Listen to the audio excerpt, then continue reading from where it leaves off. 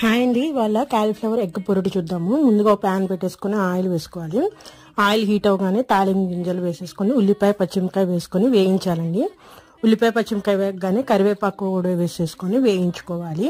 ఇప్పుడు ఈ వేగిన తాలింపులో మనం ముందుగానే ఉడకబెట్టిన కాలీఫ్లవర్ అండి, ఇది నా గార్డెన్లో నుంచి హార్వెస్ట్ చేశాను. ఈ కాలీఫ్లవర్ని వేసేసి 1 నిమిషం పాటు మనం ఆయిల్లో ఫ్రై చేసేసి ఈ కర్రీకి సరిపడా ఉప్పు, పసుపు, కారం వేసేసుకొని అదంతా కాలీఫ్లవర్కి పట్టేటట్టు బాగా కలిపేసేసుకొని మూత పెట్టేసేసి ఒక 5 నిమిషాలు మీడియం ఫ్లేమ్లో మగ్గించాలండి.